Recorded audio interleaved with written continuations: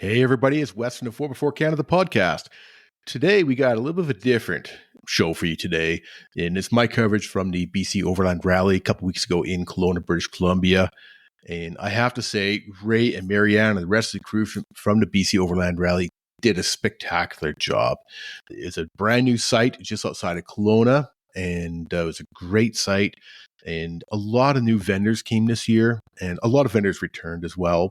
But a lot of new vendors came this year, and it's great to meet a lot of new people, a lot of new participants. When you're walking around in the camping area and you're seeing all kinds of rigs I hadn't seen at other events before.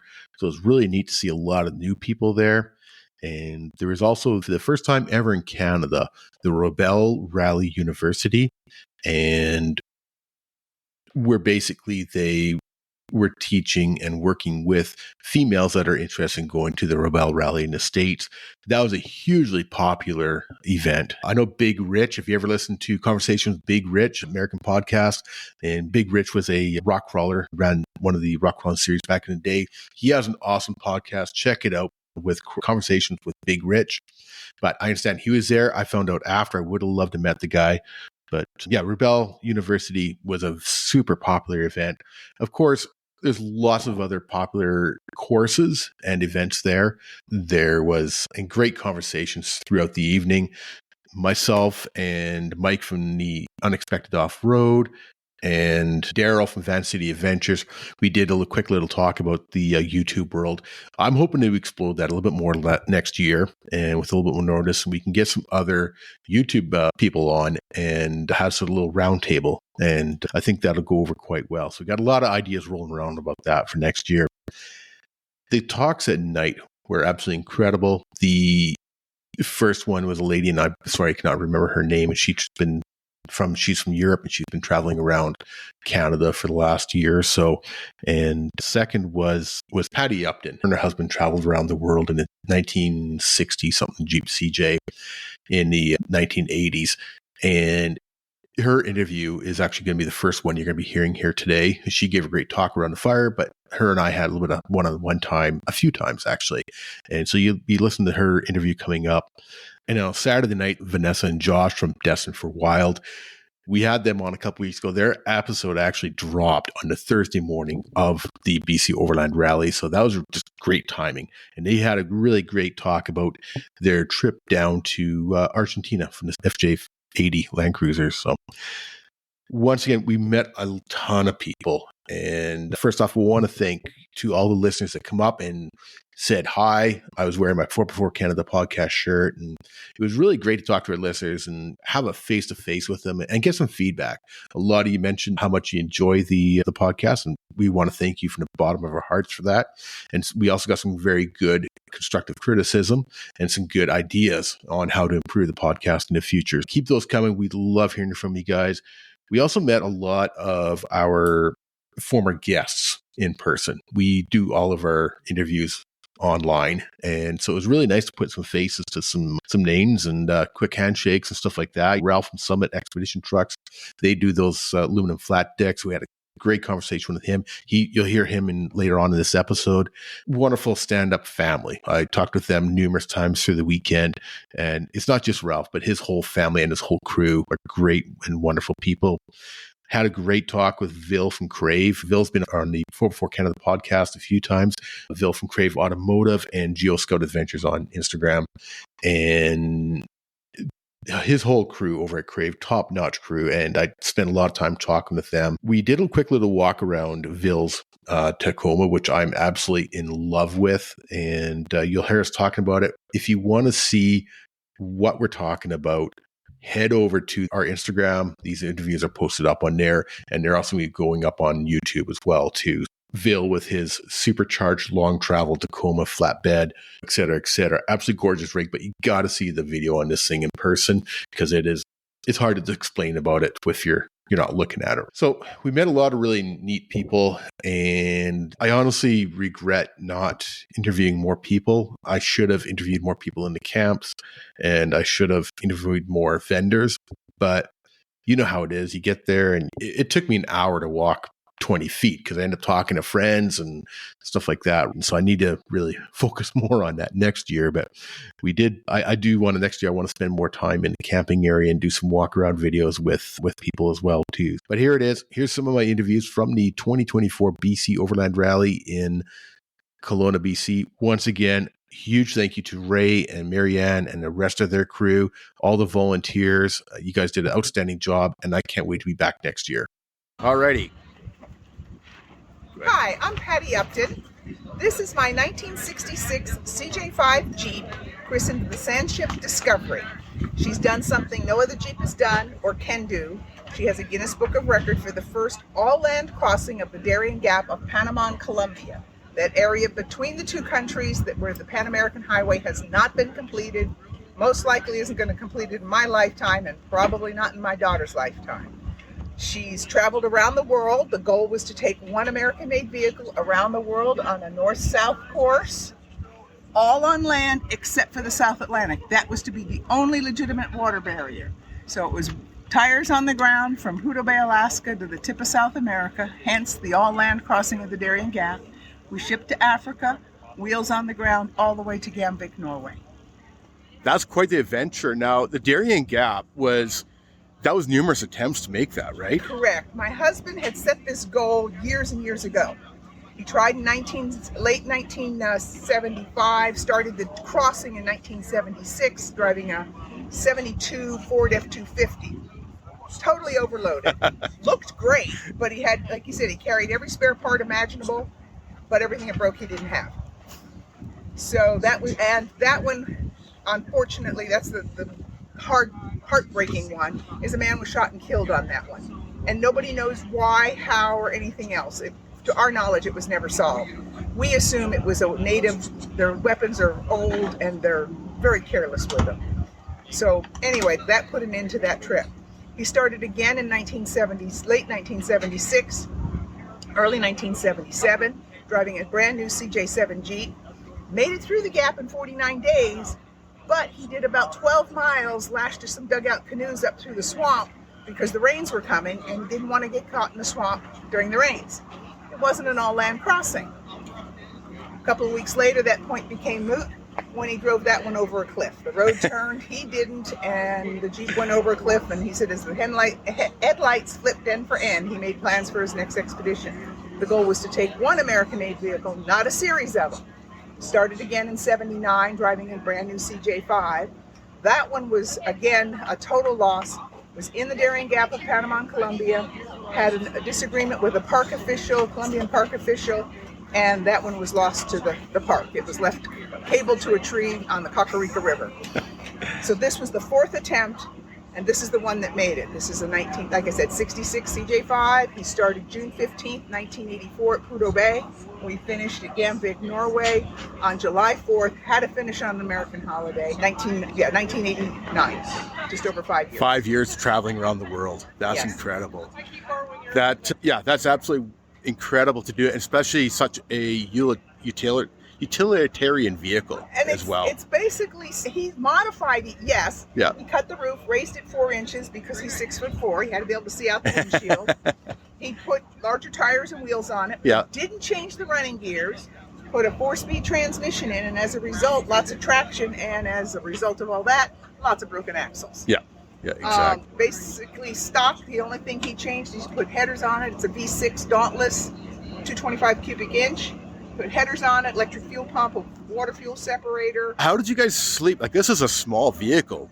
Where did you guys sleep in tents or where? No, we could sleep inside. Okay. Believe it or not. Lauren, as I said, he's 6'4". It was not the most ideal or comfortable. For me in the Darien Gap, I slept inside all the time. The seats fold forward, and it's hard to see. I'll go this way. Maybe you can go in over the top. Yeah. This okay, drops, so a little. and then there's 2 boards that are narrower than full board. Yeah. They come out and they lay right across here, so you end up with one big L-shaped sleeping platform. Yeah. Okay. And for him to sleep in there, he had to shove his head in that corner and in this corner. But through the gap, I had mosquito netting over all the windows and doors. I leave the doors open with the mosquito netting. But the rack on top comes off. You'll see this end is threaded. Yeah. and it threads into here, each pole. And then there's nut welded on the bottom of the pole. Yeah. And watch your sound here. There's nothing's light. Wonder why we're overloaded. There's 2 legs that are totally independently adjustable. Yeah. They screw into that nut on the bottom of that pipe out here, and then it's about 3.5 foot wide by 7 foot long platform bed. He would sleep out here, but also that's where we would sit. We didn't have, at that time, I always say they didn't have these fancy chairs. Yeah. But then I think maybe they did. We just didn't have the internet to find out they did. So I don't know. But yeah, we just sat on the table to eat dinner or talk or make plans or whatever. And then at night he'd sleep outside and I'd sleep inside. Well, that's quite an adventure. Like, say, 5 years to basically travel around the world. Yes. And to live out of this little vehicle. It's definitely a lot different than a lot of the overlanding things that you see these days. Like I said, none of this was available, or if it was a mystery to us. Yeah. And this was a carpenter and a secretary doing this. And we didn't have sponsorship. We didn't have big bucks. We had our savings. And this is what we wanted to do, was travel. My husband, I joined on. It was my husband's goal, but I joined on originally as photographer. My job was phased out due to the Panama Canal U.S. treaties, so I thought I can go full-time and join full-time. Pulled our money, and we just made it work. That's the story of life. If it's something you really want, you can figure a way to make it work. Yeah, exactly. I interviewed a young couple a couple weeks ago, and they traveled from Vernon here in British Columbia all the way down to Argentina. They had to go, around the Panama Canal, but same thing. It was basically a stock vehicle, and just took 9 months, and just absolutely loved their adventure, right? So I joined the trip in Panama, so I had never done Prudhoe Bay to Panama. Okay, yeah. And here many years ago, back in 2007, we bought a Dodge 3500, 8-foot bed, crew cab. I don't know why we needed so much room, but anyway. So one summer, we took several weeks and we drove up to Prudhoe Bay. And so I've seen that. And then one winter, we live in Idaho, and we'd always try to get out in the winter. We drove from Idaho to Panama. And that was a stock vehicle. There was we put a big bumper on it. I said, I want something that's either going to knock a moose or a taxi out of it. Other than that, there was nothing done to it. We weren't going off-road. Some of the roads you had to be careful because there were more potholes than road in Central America. But on a whole, it's, you could take your family car and do it. It's not that it cannot be done. It's just that unless you want to go through the Darien Gap, that's your only thing. And there are now companies that cater to people that want to do this and ship around there. Yeah. And right now, I don't think the Darien Gap is politically savvy to go through. No, it's a little bit dangerous right now for sure. Yeah. Awesome. Thanks, Patty. To our listeners, if you Google Patty Upton, she's been on a number of podcasts and videos as well lately. And the story, we could stand here and talk about this all afternoon, right? But the sun's roasting and I want to get you back into the shades. But Google Patty Upton, Upton, and she's got some incredible stories about going through the Darien Gap as well as traveling through Africa and up into Europe. Once again, thank you very much, Patty. I appreciate it. Appreciate it. Thank you. Hey everyone, Ralph Schneider from Summit Expedition Trucks here. I'm here with Wes from 4x4 Podcast, and we're here with quite a few trucks at the BC Overland Rally. This is our customer's 2021 Tacoma that we've outfitted for his specific applications. He's a hunting guide, and so he's usually deep into the bush, so he wanted something that had lots of gear access, but some storage, and a full-time canopy setup. So we got it set up with a Red Arc Manager 30 and 2000 watt inverter. Cool thing on this one is to keep all the battery and the wiring tucked. So we got this pull-out drawer. The battery for it is actually just behind the drawer. So he's got a little bit of a shorter drawer here, but everything's tucked away from the house battery and nice and tidy. So going around the truck here, so it's a powder-coated black, 6-foot tray with a 6-foot canopy on a short 5-foot box truck. Then we've got our spare fuel can holder here, 4-foot pull-out drawer. I just want to take a quick look at this right here. You can see how the dust is collected on the outside, but nothing on the inside. So it's fully sealed well. Yes. Yeah. Huge for if you want to keep any sort of gear in there. And of course, it's lockable, so you don't have to worry about any grimy hands taking your gear away. Ladder on the back here, so that just flips open, giving you access to your rooftop tent or anything else that you got set up on the roof. That just goes away nicely here like that. Moving along, we've got the spare tire carrier. These are set up for anything from a 31 to a 35 on the back of the Tacomas. You can fit a 37, but most Tacoma owners don't run them that big. Moving on to this side, got a nice little ARB twin compressor tucked in here. and the 1 gallon air tank. Great use of space on this truck. And then we continue into here with another drawer and a top shelf. Nice setup. Very tidy, very ergonomic and usable. Lots of gear storage, which is just huge. Yeah. Can never have too much space. He's also got onboard water, so he's got 47 liters of fresh water to carry around with him too when he's out in the bush. And it definitely keeps everything together and tidy. Moving from that onto the Dodge, the canopy is a option. So you can go with just a regular flatbed. That's exactly what this one is here for. So this is my personal truck. It's a 2018 Ram 1500 Eco Diesel. And so we did a semi-setup build. So I got my spare on the back here to show you where to put that bigger spare, because once you get past the 33 on these trucks, you can't fit underneath. So I got that set up there. I did the side gates on this one, again, because I wanted more of a pickup truck again. If I want to throw a canopy on, I can. Yep. That's no problem. But now let's say I got to carry something that's bigger. Pop it off, Pop it off. Take the side gates off to store them in the garage. Go get that giant thing that I got to pick up that's going to stick out further.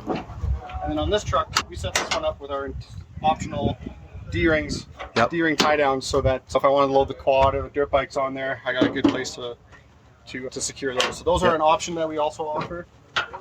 Standard on all our beds is this rope rail here, and it's gusseted as well underneath each one of these, so to give it lots of strength, so you can really ratchet something down on there as well.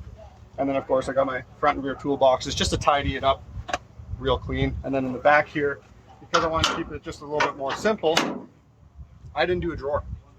This truck does not have the drawer, so this is more of what a base model setup would be. Yeah. So it just has a license plate holder, and what I did do on this one, because I had a customer who's like, "Hey, can you put like bed lights in the bed?" I said, "Sure, why not?" So what we did is on his truck, and I did the same thing on this one. I see them. The Baja designs, and they're hooked up to my cab lights.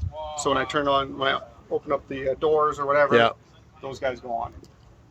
Cool. That's and then they'll neat. automatically shut off, just like the timeout with the other setup of the truck there. Yeah. Nice, clean, simple setup. Super simple, but nothing too crazy, nothing too glamorous. My idea was I wanted a pickup truck as a pickup truck again. I just don't like the factory box. It's useless. On this I can still reach nearly halfway. I got a much bigger loading surface. Yeah, I'm coming up a bit, but totally worth it. Yeah, for sure. We did a podcast interview with you back in the fall, and so our listeners, definitely recommend going back and checking that out, because we did get into some really good discussions of great detail that we covered. A lot more detail, for sure. So we do have also the white truck here, simple with the canopy on it as well, and powder. I love the powder coating white on it. So what we want to do is do more of a two-tone kind of finish. So this truck, we just had a Crave actually. They did the whole front end there with the AEV front bumper, and it's got all the lights on it and the snorkel on there as well. Then we did the AEV Catla wheels. It ties it all together really clean. When we sent the truck down to them, we didn't have the canopy on, just had the side gates and the spare tire in the back, just like on the 1500 here. But because the side gates were white too, it just looked like we just picked this thing up in Australia and just dropped it off in Canada, right? Yeah, it nice. Looked really, really clean. And then we've got the Land Cruiser in behind you. Yes, absolutely. So before we head over to the Land Cruiser, this is one of those cool little accessories I came up with. It's a little side table that just clips into the sides of the beds. Okay, that must have been after the podcast. That's something new. After the podcast, so that just sits in here like this, locks in place. You can never have too much table space. Yes, that is a great idea. And then on this truck as well, we also decided to do a 5-foot pull-out drawer. And we got that tabletop on here as well. And then this guy fits inside here as well. There we go. All tucked away. Yeah, that is great. Nice, clean, simple. And then this one here, you got more jerry cans on this one? Yeah, so we decided to do a 3 jerry can holder on this one. It was carrying diesel, water, and gasoline. And then 2-tone paint on this one. So we got an exterior white, interior gray, just like that other Tacoma over there. Right now it's a blank slate to be built out, but it gives you, that's how we like to set these trucks up. It's just, okay, here's a big open box. Play with it. Yeah. Because I can build you the coolest setup, but if it doesn't work for you, nobody's happy. Yeah, you're almost better starting from scratch kind of idea and then just progress open from concept, there. right? Yeah. Absolutely. Yeah. Exactly. Absolutely. So then we got more of a highway truck setup on this one.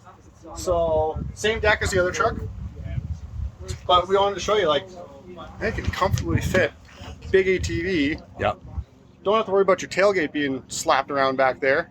Yeah. And you can still pull a trailer. Right. Yes. So, yeah. Yeah. So this is simple. Yeah. That's, it's the same two-tone again, but it's just tidy. And that's the pull truck that we used to bring the RV down to the show, just so we had somewhere to stay, right? Yeah. But just keeping things simple is our thing, and this truck really shows just more of a highway setup. Yeah. Right. So, and even people can start with that, and then if they decide to go to everything, from my understanding, is modular. Correct. Like in if your you world. wanted to, you could start with just the deck, fenders. Yeah. That's it. Yeah. Add those toolboxes after. Yes. Front or rear, however you want to do it. Add the drawer later on. Add the drawer later on. Yeah. If you started like with the 1500 there with just that license plate bracket. Yeah. And then move on to the drawer. Yeah. That's once you figure out what you want to do. Exactly. Right. Yeah. Like we understand that everyone's budgets and needs are different. Yeah. And we wanted to provide that modular system so that you can do that, right? Yeah, So, exactly. Then of course everyone's favorite. I think this is Wes's favorite. It is. Garrett's Land Cruiser, his 79 series. It is a weapon of a comfort. Yeah, it is. It's tidy. It's well equipped. So we did the tray back in 22, and then last year, actually at the Vernon meetup, we delivered this canopy. Yes. Took it off of the 1500, laid it onto we carried it over with 4 people because it's not that heavy. Right? Yeah. It's just awkward, so you want the 4 people to carry it, but move it over. Yeah. Nice and simple. And then Vil from Crave has a really great one. I did a walk around earlier with Vil, so that'll be on another video, but definitely check out Geo Scout Adventures on Instagram as well. And he's got I love his Tacoma is like the absolute rocket of a Tacoma. It's supercharged. It's on, I think, 37s. Yeah. It's long travel. It's got a short little, we did a 5-foot tray on it with a 4-foot canopy. Yeah. Even he said he went from his factory box with the alu cab topper and everything like that. He's got a shorter setup now, a more balanced setup. But he has more space because because you're going from left to front to back, you're just coming up over the wheels.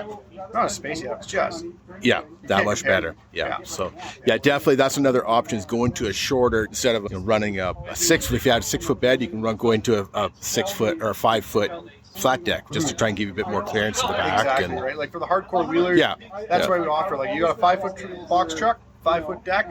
That's as short as you can get it. Yeah. Same with the 6-foot box truck, 6-foot deck, nice and short. Yeah. But you still have double the square footage you had than the factory box. And then you can also go to a longer tray on there if you wanted, right? Yeah. So now we actually offer, since our podcast, so for the mid-size trucks, we offer 5-foot, 5.5, and 6-foot for the mid-size trucks. For the short box, like the 5-foot chassis, Ranger, Tacoma, Gladiator, Colorado Canyon, Nissans. Yeah.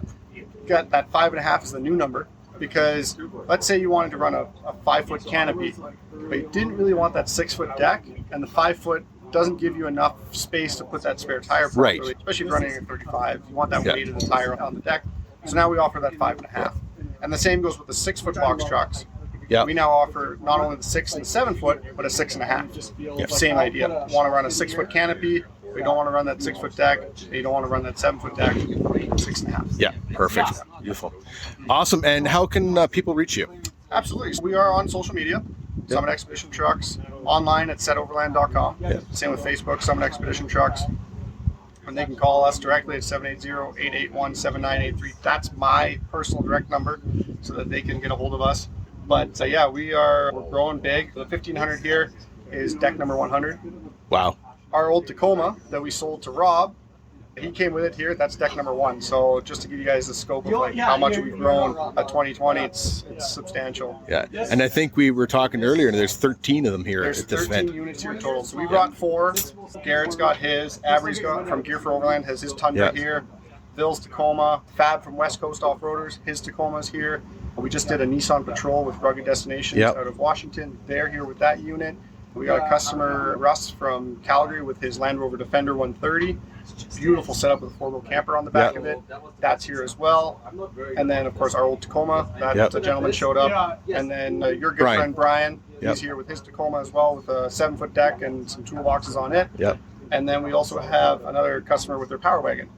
7.5-foot deck and a 7-foot canopy. The thing is massive. But they wanted the ultimate storage, and they got it. Awesome. Beautiful. I appreciate you taking the time. Absolutely. Appreciate it. Thank you. Okay. So I'm Glenn from Peak CNC Machining. We started up our shop about 10 years ago. 4 years ago, we started making bed racks. COVID hit, people were not able to get racks in a timely manner. So we rolled with it. We had a plasma table, full CNC machine shop. Transitioned a little bit over the years, but I think we've got a pretty good product now. We've sold over 250 in North America and trying to ramp it up and starting with some more accessories. We've got our adjustable awning brackets, so they'll move you up, down 8 inches. Okay. Started making aluminum grab handles, all machined in-house, powder coated, get a little laser etched logo in there. Got our bike rack mount. All you need to do is buy a fork mount for the front and away you go. Held my 50-pound e-bike from Chilliwack to Kelowna with no issues. and we started working with Overland Canada a couple of years ago. So he's helping distribute our racks with his tents. And that's worked out quite well. Another great Canadian company. We've had him on the podcast before. Super. Guido's a great Guido, everybody I've talked to that has dealt with Guido from Go Overland has been happy. For sure. So you've also started doing some on the Hyundais. Yeah, we had a customer from Toronto last November, December reach out to us. He had purchased a Go Overland tent, so that's how he found us. And got some measurements back and forth and went to the local dealership and snuck in there and got some measurements as well and made a rack for him and snowballed. I was surprised. So I think we've got around 15 or 20 of them all over North America, Arizona, Texas, a couple in California. It's not a vehicle that you expect to see a rooftop tent on, but don't. There's a lot of Subarus in that have rooftop tents. So. And it's more the soft roading, if you want to call it exactly. that. You've got a smaller vehicle, spending less on gas, maintenance, all that stuff. Fits in the garage. It fits in the garage. And guys are starting, they've got little lifts for them so you can fit a little oversized tire on there and you can get through all the stuff the Subarus have. They have all-wheel drive systems as well. And your racks, you got them for a variety of models. I know that She Explores Off-Road just got a rack from you. She's super happy with it. So you've got them for a variety of vehicles as well. Yeah, we do. I think we've hit pretty much everything now. We've got the Gladiators, full-size trucks, F-150s, Silverados, Tundras, Tacomas. All the typical ones. Awesome. And where can folks reach you? We're in Chilliwack. www.peakcnc.com. You can find us there. We're starting up a new website. Hopefully it's coming up soon. It's a little more focus on the off-road stuff. And find us on Facebook, Instagram, PCNC Machining. Awesome. Like us, follow us. Love us. Share us. Exactly. Awesome. I appreciate it. Thank you very much. Thank you, sir. Hey everybody, Richard here from Freedom Recovery Gear. I want to introduce to you our new pulley block. It's the Thompson pulley block, but his friends call them the Tommy block. This is a new concept in pulley blocks. It uses a soft shackle to anchor through the axle through an offset slot hole. It's optimized for synthetic winch rope, so it's got a sheave that's designed for that. You can't see it in the video, but the total weight of this is about 3.5 pounds, or sorry, just over 3 pounds, whereas a conventional pulley block with a hard shackle comes in about 8 pounds. So really lightweight, high strength, made in Canada.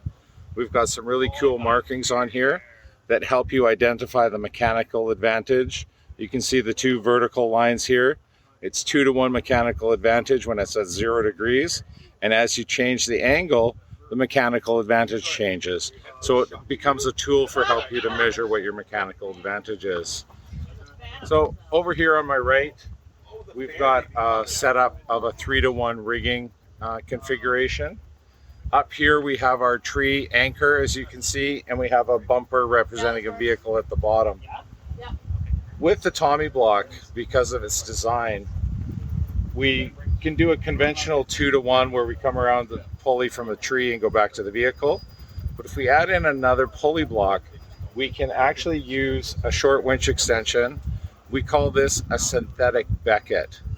Becket is an attachment point on the bottom side of a pulley, quite commonly used in rock climbing and on metal pulleys. But in off-roading, you can't put all that force through the body of the pulley. So we've developed a way of anchoring a synthetic becket through our soft shackle. And so it's on the front and on the back. The orange and yellow rope is actually just one piece, but so you can visually see one side from the other. And when you attach a winch hook to it, you now have on your vehicle 3 ropes in a very tight configuration. And so you can get your mechanical advantage up, or you can get your line load reduction by 3, which is what I like to use it for. I'm a big proponent of keeping really low line load reductions, and the Tommy Block helps you do that. What else about Freedom Recovery Gear? Your product, you have the full synthetic winch lines and kinetic ropes, etc., and everything is made here in Canada, right? Correct. We have our rope is manufactured in an ISO 9001 certified factory.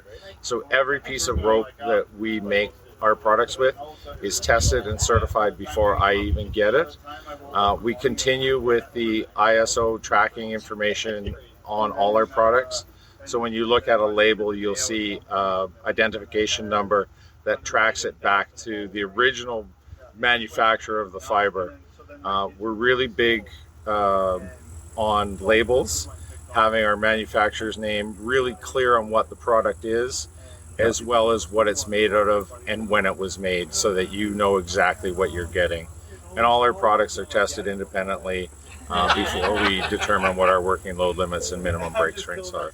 And everything is pre-tightened, for lack of better terms, correct? Yeah, so when you get a winch line, most manufacturers tell you that you have to pre-tension your winch line. And what that is you're not really you are pre-tensioning it, but when you make a winch line and a winch line is made before there's a load on it, it's a little bit soft. And so when I make winch lines, extensions, or soft shackles, I put a winch line on a tensioning table and I tension it to at least its working load limit and make sure that all the splices are set properly as part of my QC process. So when you get a winch line from me, if you attach it to your winch and hand spool it on and just make sure those first 11 wraps are good and snug, your winch line is ready to go. Yeah. And for people looking to get your product, I know that Adams Off-Road down in the lower mainland of BC, they're a huge supporter of your product. They love your product, Yep. And they've got a lot of really good stock. If you're not down in the lower mainland, how can people purchase your products? FreedomRecoveryGear.com is our website. If you have any questions, info at Freedom Recovery Gear. I want to make sure that you get the right gear for your vehicle. And so if I see an odd combination of products in your basket, I'll pick up the phone and ask you and make sure you understand what you're getting, because it's very confusing. But we have lots of really great kits based on GVWs of vehicles that you can order online, and we'll put you in the right position. Awesome. Thanks, Richard. Appreciate it. Thank you. See you on the trail. Hey guys, Bill here, Crave Automotive. I want to talk to you guys about my truck. 2019 Tacoma, built by Crave Automotive. I'm one of the owners over there. And yeah, this is pretty custom. Nothing's really stock left on it. 37-inch tires on SCS wheels. We have a custom Elka suspension setup on this with JD Fab. Lower control arms, up control arms, 2.25-inch setup on that guy. On the front, C4 front bumper. Love C4. We also have their sliders, skid plates, engine and transmission, as well as the fuel tank skids. With that, we've got Baja Designs lighting. All the lights on this truck is from Baja Designs. LP6 is on the front when you really need that punch. We have a come-up winch on here, going with a 12.5 RS. I tend to get stuck. When I'm stuck, I'm really stuck, so I need that extra pulling power, and a lot of times I'm out with some bigger trucks, so it's nice to have that horsepower behind it. The truck is supercharged. I also have a lower pulley on it. I have an 85mm pulley on there with a YodaWorks tune. It really drives nice. Honestly, I don't think I'd want to drive a supercharged truck without the tune. In terms of gearing, 529 gears from Revolution, and I have a front AirB front locker on this as well. The power on the lights, all the extra accessories. I have a Switch Pros Force 12 that's built into the driver's side here, and works really nice. You can run all those lights, easily functional, Bluetooth, all that fun stuff. Moving around the truck, already chatted about it, but 37s with the SCS wheels. Check out those Elkas in there, JD Fab. And then we also have the C4 OTF kit. Gives me a really nice, clean, tidy front wheel well, and I can stuff those 37s pretty well. We do need to do a little bit more clearancing, maybe a little bit of a top, but not a whole lot needed to fit that tire, so it's actually fitting really well. You You're gonna notice truck's green. Truck's actually white, but we've wrapped it with a Nosatec khaki green with a matte stealth gloss wrap over top of that as well. Mention the and then when you come to the back here, should mention the roof rack from Sherpa Equipment Co. That's the Grand Teton. Absolutely love Sherpa. Really nice company to work with, and it's very strong.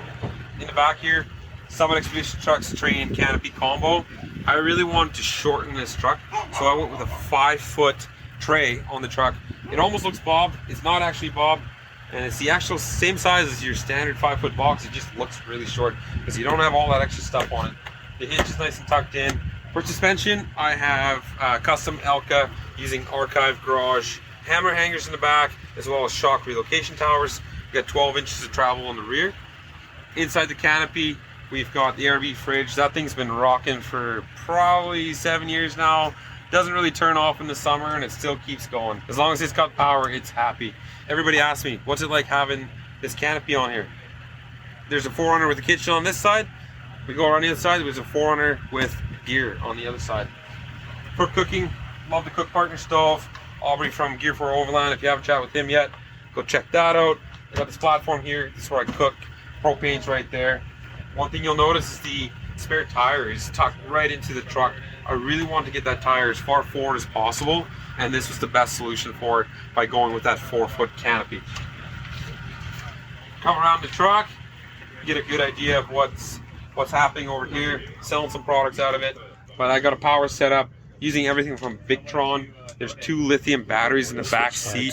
Gonna be a little hard to see those batteries with all the stuff that's in the cab, but 2 lithium batteries. They're both heated. Basically just gives me 200 amp hours of battery power to power the fridge and all the electrical stuff on here. Got the twin ARB compressor in there with the air tank. That's perfect if you ever have a tire debeated. You want to get some extra air on that. One thing you'll notice, actually, now that I look at it on the tray, we actually cut these rails off and got that fender a little tighter, just so that we can get more travel out of that tire and keep things clean. And then up top, we're running the Intrepid Camp Gear Geo 2.5. Crave is actually the distributor for these guys. I think these are some of the most innovative tents on the market right now. With that hybrid design, they've got a basically like a clamshell as well as a wedge. So tons of room in there, really easy to camp in it, and it's just great for the, really 2 adults and a kid. Easily sleep in that tent. And there is another bigger version as well. There's a 3.0 as well. So yeah, that's the truck. And Morflate. You guys are a distributor for Morflate, Let's right? Chat about Morflate. So we are also the Canadian distributor for Morflate. This is their new Air Hub unit.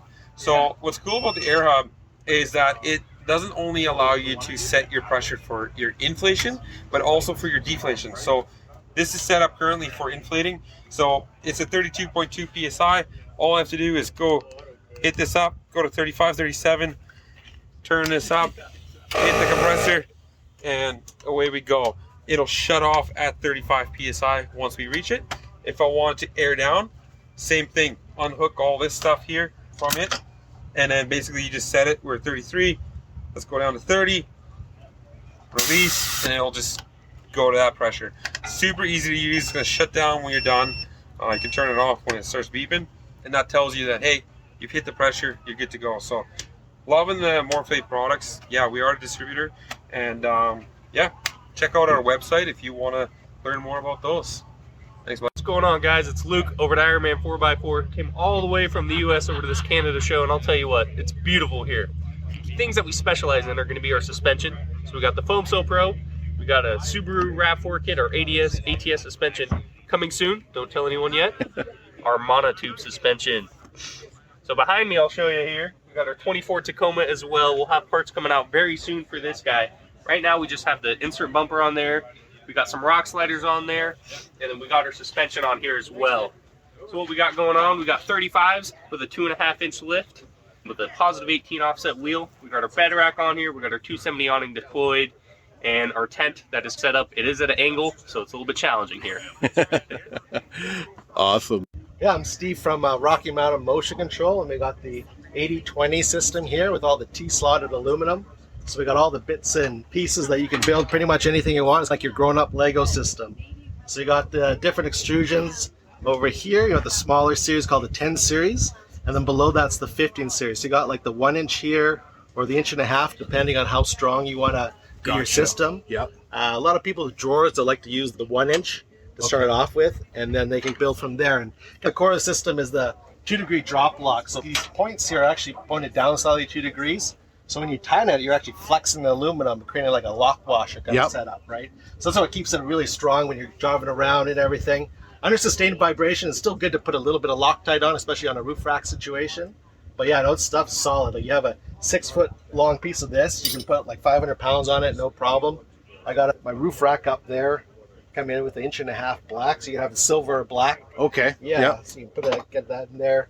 And then you have all the connectors to put it all together. So you have a little bracket here to slide that guy. You get these connectors all in stainless too. You just slide it around where you want and tighten that down. And you got a mounting point, right? We also do the brackets for the corners. The old bracket there. And then you can get it a bit strong with the T-matic here. So this is a internal connector. It's good for about 600 pounds at the connection point. And just slide that guy in as well. And you can adjust it any sort of point along that track there. You just come in and tighten that guy down again. So that's tight. So great for interior stuff like drawers and that, as well as roof rack style applications, right? Yeah, So, you can build a lot with it. All the accessories too. If you want to slide some stuff around, we got the linear bearing guy, some tread strip here, rubber tread strip. You're gonna bang stuff around. You're gonna throw a bunch of metal on top of the roof rack or something. It might be good to have something like that to protect it. Texture. Yeah, exactly. Yeah. Everything comes anodized. You don't have to worry about painting it or anything. And we're looking at us. We've got a warehouse down there.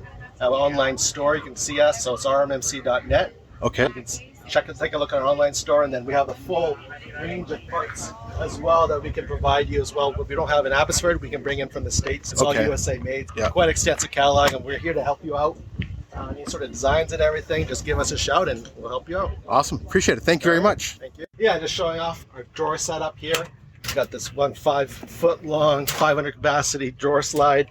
Put aluminum base on there, and then we have our framing all around there to create a really strong setup, and you can slide it back in. Do you guys do the slides as well? Do you supply slides? Or No, you can get them from Vivo or AccuRide. Those are great places, and they're really solid. You come in and click right So in this there. one here, you've got the track all along in here as well too, right? So your drawers, what's your faceplate on this? This is one? an ABS hair cell. Okay. So again, we're all about custom. So if you don't want the ABS, you want like silver, Right. or you want aluminum, we can do that for you as well. So you guys supply that product as well? Yes, absolutely. Okay. Yes, sir. Beautiful. The top. So it's got to be so much lighter than wood. Yeah, exactly. And you got to think too, when you're off-roading, your things are moving around quite a bit. You want something rock solid like this to keep it all nice and straight and not come loose on you. Yeah, exactly. And then you mentioned the top part. What's that made out of? That's HDPE. Okay. Yeah, nice solid plastic as well, and have a party on top. Yeah, exactly. Awesome. Thank you very much. All right, thank you. I'm Darren. I'm the Fixed Operations Manager for Wyzak Ineos Grenadier. We are the Western Canadian dealer for Ineos. The backstory on this vehicle is it was a project that Jim Radcliffe, the owner of Ineos Petrochemicals, had taken on himself. He approached Land Rover to try and get the old chassis tooling and build plans on the old Defender to build some for himself, as he's quite an avid Overlander. Range Rover didn't want to do that, so he reached out to Magnasteyr and had basically the creators of the G-Wagon make something for himself. So this is designed by Magnasteyr in Germany, and it's essentially something that's capable, reliable, and looks good. The fact that it drives pretty great on the road is a bonus. You've got a B58 BMW engine with a ZF 8-speed transmission. It's been remapped and they've done some adjustments to the engine, so it's quite linear. It's not high in the revolutions to get power. And they're utilitarian, they're rugged, super capable, and they come pretty well rigged up out of the box. Are they running lockers front and rear? Option, yeah. So you get a center lock differential is standard on all of them, but you can get a front rear electrical locking differential as well. This one has it standard on the Trial Master, which is this one, and then you've got your Field Master, which is that one. Gotcha. That one's more kind of a comfort model. This one's capability.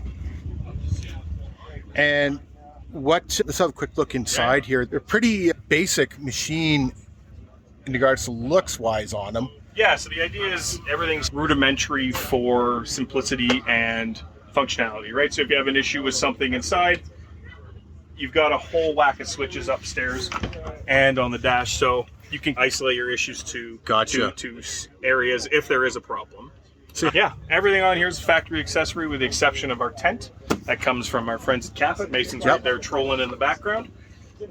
Yeah, I saw Mason's video His with rig, KC250. Yeah. They did a good little walk around on it. What is with the L-track? the L-track on the doors? It's a factory option. If you it's standard on a Trial Master, something you can get if you want after the fact. You've got your little quick release locks on there. You know, I just took my garbage off there. You can hang there. You can go table, Gotcha. You can do whatever you want. Interesting. The whole concept behind this vehicle is, like I said, the owner was really avid Overlander and just wanted something that had all the stuff he had on his trucks that he had to add over the years. He said, I just want it to be that, but new. Yeah, right out of the box Got kind of something with idea. a 5-year warranty, a tried and tested engine. Yeah. You know, And you guys are based out of Vancouver we're in area? Vancouver, yeah. We're Yeah. in the Olympic Village, and yeah, we're delivering these kind of all over Western Canada. Beautiful. Awesome. Thank you very much. You're very welcome.